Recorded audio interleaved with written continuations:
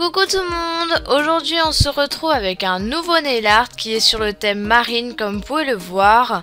C'était un nail art que je voulais faire déjà il y a très longtemps, donc je suis contente de l'avoir fait aujourd'hui.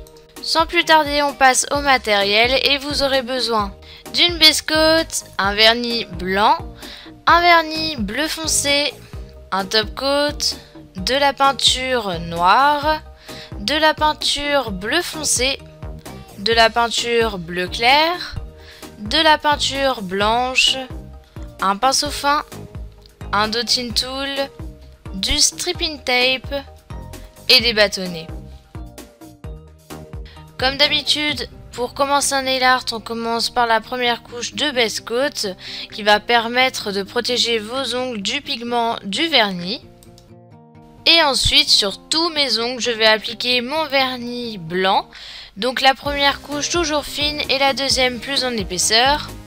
On évite bien évidemment de trop déborder sur les côtés.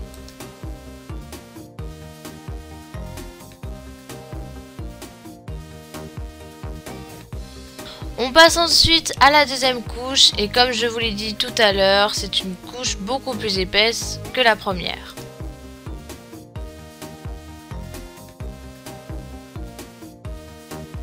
Et ensuite, comme j'ai débordé de partout, je viens nettoyer mes contours des ongles avec un bâtonnet enroulé de coton avec du dissolvant comme d'habitude. Ensuite, je fais deux petits repères pour faire une ligne droite sur mon ongle pour pouvoir faire mon encre. Alors évidemment, si vous avez envie que votre encre soit tout droite, vous faites une ligne droite. Moi, j'ai décidé de la mettre un petit peu penchée. Ensuite, je vais dessiner comme si c'était une flèche. Donc, sauf que là, je vais juste arrondir les côtés pour que ce soit plus joli. Et évidemment, il faut essayer que ce soit assez symétrique parce que sinon, ça va pas être très joli. Et tout en haut de mon encre, je vais faire un cercle. Donc, tout ce que j'ai fait, c'est avec de la peinture noire. C'est beaucoup plus facile à travailler que du vernis. Comme ça, au moins, si vous avez des petites erreurs, vous pouvez toujours modifier avec un bâtonnet et de l'eau et gratter légèrement. Ensuite, je vais faire 4 petits repères pour tracer 2 lignes droites qui va faire un petit rectangle. Et je vais placer ça au milieu de mon encre, mais pas trop au milieu, un petit peu au-dessus en fait. Et on peut dire que je fais des bonnes explications. Bon, du coup, mon rectangle, je ne l'ai pas totalement colorié, j'ai juste mis du noir, une bande noire en bas en fait, pour faire un effet d'optique qui n'est pas du tout réussi. Bref, ensuite je viens faire des petites flèches au bout de ce que j'ai fait là juste avant. Ensuite je vais faire la barre de gouvernail, donc pour tourner le bateau. Si vous savez pas ce que c'est, regardez sur Google comme moi. Et donc pour ça je vais faire un grand demi-cercle sur le côté de mon ongle. Et ensuite j'en refais un à l'intérieur de celui que je viens de faire tout à l'heure. Et évidemment, si vous utilisez de la peinture, je vous conseille de prendre un bâtonnet et de gratter avec de l'eau si jamais vous avez fait des traits trop gros. Et ensuite, je vais faire 4 traits à peu près à la même distance qui part du milieu de mon demi-cercle.